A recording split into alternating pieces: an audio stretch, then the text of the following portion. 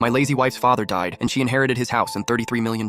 She kicked me out saying, find somewhere else to live or die. I don't care, you're useless now. Days later, the lawyer laughed. Did you even read the will? My wife went pale because the will said, when my father-in-law, Richard Hayes, died, I thought grief might finally humble my wife, Clarissa. Instead, it made her cruel. Richard was old school, a business empire from scratch worth over $33 million plus a mansion on the hill that looked like something from a magazine. I sat by his bedside during his last months, feeding him soup, listening to his stories, while Clarissa was too distressed to visit. When he passed, she didn't cry. She opened champagne at the reading of the will. Clarissa wore a black designer dress that probably cost more than my car. She crossed her legs, smirked, and waited for her name to be called. When the lawyer announced that she'd inherited everything, she didn't blink. She just said, well, it's about time. That night, she looked me dead in the eye and said, you know what, Darren, you can leave now. I don't need you anymore. I thought she was joking. She wasn't. 3 days later, I came home from work to find my things in garbage bags by the front door. What's going on? I asked. She didn't even look up from her phone. Find somewhere else to live or die. I don't care. You're useless now. I just stood there. 7 years of marriage erased in a sentence. When I didn't move, she rolled her eyes. Don't make this dramatic. I'll Venmo you for gas. She handed me my car keys like she was tossing scraps to a stray. I left. No yelling, no begging, just violence. I drove to the Sunset Motel, $49 a night. Flickering neon sign that said, sue a mole instead of sunset. The carpet smelled like mold and bad decisions. I sat on the bed staring at the water-stained ceiling and thought, Richard would never have wanted this. That's when it hit me. Richard planned everything. The man had color-coded files for his sock drawer. Would he really hand $33 million to a daughter who could even pay her own credit card bill without crying? I remembered something he'd said 6 months before he died. We were watching an old war movie together when he turned to me and said, you're a good man, Darren. Better than this family deserves. At the time, I laughed it off, but now I wasn't so sure. So I called his lawyer, Charles Whitmore, old sharp and all business. When I introduced myself, he almost dropped the phone. Darren, good heavens, where have you been? Your wife said you'd moved out of state and didn't want contact about the estate. She what? He sighed. Son, you better come in tomorrow morning. There's something you need to see. I barely slept by sunrise. I was sitting across from him in an office that smelled like mahogany and money. Charles' thick envelope toward me. This is the real will, I echoed. He flipped it open, even upside down. I saw my name. Primary beneficiary, Darren Morrison. I froze. That's impossible, Clarissa said. Charles smirked. Clarissa said a lot of things. Unfortunately, none of them were true. He adjusted his glasses and began reading aloud. The request to my daughter, Clarissa Hayes, is conditional upon her treatment of her husband, Darren Morrison, following my death. Should she fail to treat him with respect and dignity, her inheritance shall be revoked and transferred to Mr. Morrison. I blinked. So by kicking me out, she forfeited everything, he said, grinning. House, accounts, all of it. Richard was a meticulous man. He knew who deserved what. My heart pounded so hard I thought I might pass out. Charles leaned back. Richard once told me his daughter was arrogant enough to hang herself with her own rope. Looks like he was right. That afternoon, the paperwork was signed by sunset. Her accounts were frozen, her cards declined, and every asset in Richard's estate bore one name, mine. When I drove back to the mansion, Clarissa was on the porch screaming into her phone. What do you mean? My accounts are frozen. I have millions. Hello, hello? I parked, stepped out, and jingled a new set of keys. She turned eyes wide. Darren, what are you doing here? Coming home, I said. She blinked. You're lying. I handed her a copy of the will. She scanned it, her face draining with every line. When she reached the clause about respect and dignity, she swayed like she might faint. Charles's words echoed in my head. She hung herself with her own rope, and as she dropped the papers onto the marble floor, I smiled.